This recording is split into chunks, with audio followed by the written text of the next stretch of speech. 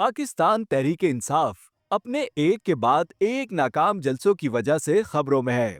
ایک وقت تھا جب یہی تحریک انصاف اپنے کامیاب جلسوں کے حوالے سے مقبول تھی۔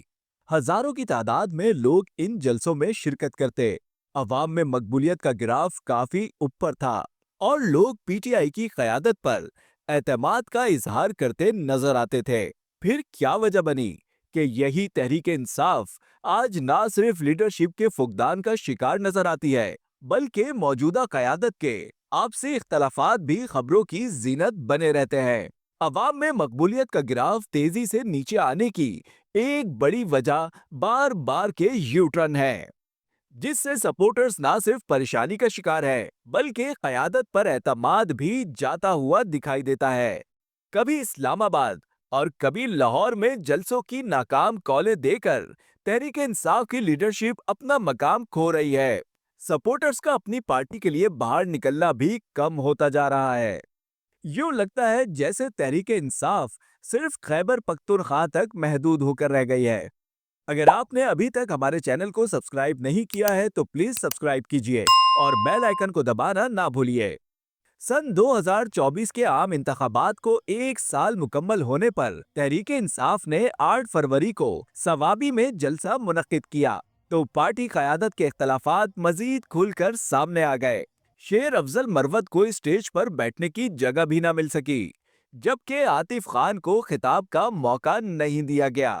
بعد ازاں وزیر اعلیٰ علی امین گنڈاپور نے اپنی تقریر شروع ہوتے ہی شیر افضل مروت کو اسٹیج پر بلایا اور دونوں نے ہاتھ ملا کر پیغام دیا۔ حالات کسی ڈرامے کا منظر پیش کر رہے تھے۔ پی ٹی آئی لیڈرشپ کے درمیان اختلافات کوئی نیا معاملہ نہیں، ایک دوسرے کے خلاف سخت بیانات کا تبادلہ معمول ہے، لیکن اس سے پارٹی کا جو نقصان ہوا ہے وہ ناقابل تلافی ہے۔ عوام میں تحریک انصاف کی مقبولیت کم ہونے کا سب سے بڑا ثبوت جلسوں میں سپورٹرز کی عدم دلچسپی ہے۔ اسلام آباد کے حالیہ احتجاجی جلسوں میں چند ہزار افراد بھی اکٹھے نہ کر پانا تحریک انصاف کی بڑی ناکامی تصور کی جا رہی ہے۔ دلچسپ بات یہ ہے کہ ان چند سو افراد میں بھی افغانستان سے غیر قانونی طور پر پاکستان آئے شرپسندوں کی موجودگی دیگر عام سپورٹرز کے لیے باعث تشویش ہے۔ تحریک انصاف فیس سیونگ کے چکر میں خیبر پختونخوا حکومت کی تمام مشینری استعمال میں لا رہی ہے، پھر بھی عوام کا جلسوں کی طرف رجحان اور رسپانس ختم ہوتا جا رہا ہے۔ پڑوس سے افغانیوں کو جلسوں احتجاجوں میں شامل کر کے اسٹرینتھ بڑھانے کی کوششیں کی جا رہی ہیں، پھر بھی پارٹی کو ناکامی کا سامنا ہے۔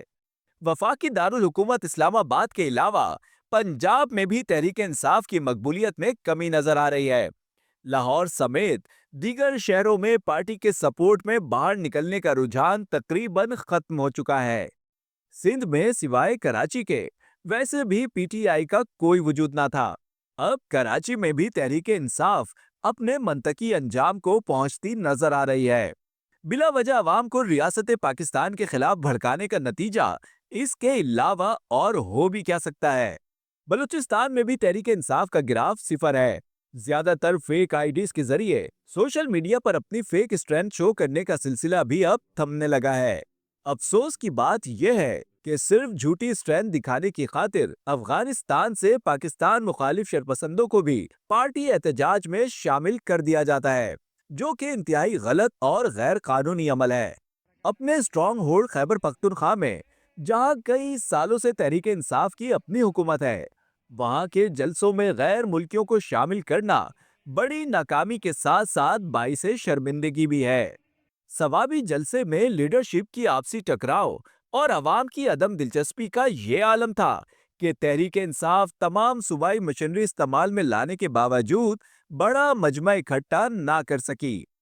یہ لمحہ فکریہ ہے، نہ صرف پی ٹی آئی بلکہ دیگر سیاسی جماعتوں کے لیے بھی، کہ وطن مخالف بیانیہ اور جھوٹ پر مبنی سیاست نقصان کا باعث بھی بنتی ہے اور آگے چل کر سپورٹرز کے دل برداشتہ ہونے کا سبب بھی بنتی ہے۔ بات یہی ہے کہ تحریک انصاف کے آئے روز احتجاجی جلسوں کی کال در حقیقت پارٹی کی اپنی مقبولیت میں کمی کا باعث بن چکی ہے۔ اصلی سپورٹرز نے باہر آنا ترک کر دیا ہے۔ जबकि मौजूदा क़यादत इधर उधर के किराए पर लाए गए चंद सौ अफराद के जोर पर नाकाम तमाशा लगाने पर बजीद है। बेहतरी इसी में है कि होश के नाखुन लिए जाएं और मुल्क की बेहतरी का सोचा जाए, क्योंकि तहरीक इंसाफ की ये हिमाकतें मजीद नुकसान का बाइस बनते नजर आ रही हैं। अगर आपको हमारी वीडियो पसंद आई तो प्लीज लाइक, शेयर और कमेंट करना ना भूलिए।